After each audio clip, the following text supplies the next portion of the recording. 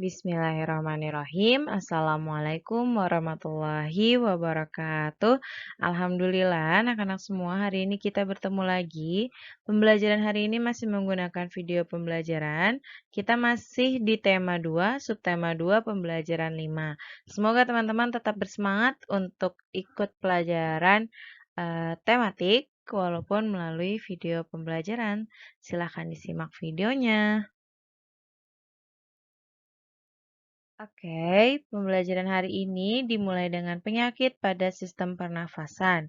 Yang pertama itu influenza. Mungkin teman-teman sudah tidak asing lagi dengan kata influenza atau flu. Di sini adalah penyakit yang biasanya kita tuh bersin-bersin. Nah, influenza itu adalah penyakit yang disebabkan oleh virus influenza. Gejalanya itu adalah bersin-bersin, demam, dan pilek. Umumnya dapat sembuh dengan sendirinya. Tapi langkah pengobatannya itu teman-teman dibutuhkan untuk istirahat yang cukup, banyak minum, serta menjaga tubuh agar tetap hangat. Dan apabila teman-teman merasakan demam, maka disarankan untuk meminum obat demam juga. Nah, di sini ada gambar bahwa kalau orang yang flu biasanya dia bersin. Nah, nanti kalau dia bersin nggak pakai masker atau nggak ditutupin, itu mudah untuk menularkan ke orang. Oke, selanjutnya kita masuk ke sistem penyakit pada sistem pernapasan lagi. Yang kedua itu ada bronkitis. Bronkitis itu adalah penyakit yang terjadi pada gangguan pada cabang tenggorokan. Jadi ini dia terjadinya pada bronkiolus. Nah, di bronkiolus ini terjadi penyumbatan yang menyumbat jalan masuknya udara. Jadi udaranya itu tidak bisa masuk atau terhambat.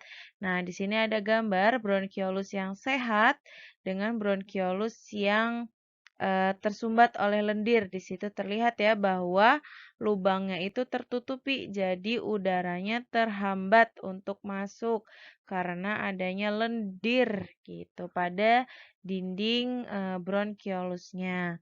Nah, biasanya ini disebabkan oleh asap rokok atau terpapar zat bahaya yang lainnya.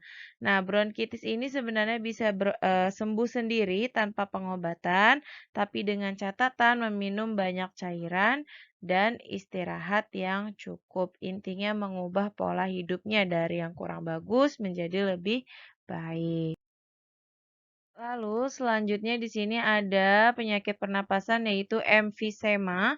Emfisema itu adalah kerusakan pada saluran bronkiolus dan alveolus sehingga paru-paru mengalami pembengkakan akibat terbentuknya kantung udara. Ini adalah alveolus yang sehat di mana udaranya ini alveolusnya ini terdapat rongga yang sehat, tapi di sini alveolusnya ini malah mengeluarkan kayak kantung udara lagi.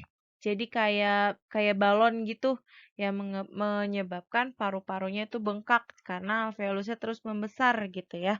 Sehingga membentuk kantung udara. Nah, jadi menghambat masuknya oksigen, menghambat terjadinya pertukaran oksigen dan karbon dioksida di alveolus.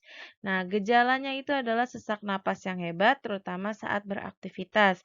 Penyebabnya masih sama, yaitu asap rokok, polusi udara, dan asap atau debu bahan kimia dari lingkungan. Lalu pengobatannya itu dia meminum obat sesuai dengan resep dokter dan melaksanakan gaya hidup sehat. Oke, selanjutnya adalah kanker paru-paru. Pasti teman-teman sudah tidak asing lagi dengan kata kanker, di mana kanker paru-paru ini adalah pertumbuhan sel ganas di paru-paru yang tidak terkendali dan dapat menyebar ke seluruh tubuh. Nah, gejalanya itu adalah batuk darah, penurunan berat badan secara drastis, nyeri dada, dan sesak. Penyebab kanker paru-paru masih sama, yaitu adanya zat berbahaya yang terdapat di dalam rokok. Jadi untuk yang perokok biasanya jangka panjangnya bisa mengakibatkan kanker paru-paru. Nah, penanganan kanker paru-paru itu melalui operasi, radioterapi, dan kemoterapi. Jadi tergantung kalau Afwan maksudnya kalau kanker itu biasanya ada dari stadium awal, stadium 2, stadium 3 hingga stadium akhir yaitu ada stadium 4. Nah, di situ udah kondisi paling parah. Biasanya kalau kondisinya sudah semakin parah, biasanya pengobatannya menggunakan radioterapi atau radioterapi dan kemoterapi. Jika masih stadium awal, biasanya masih bisa ditangani melalui operasi. Di sini ada gambarnya. Kalau paru-paru sehat, dia warnanya pink.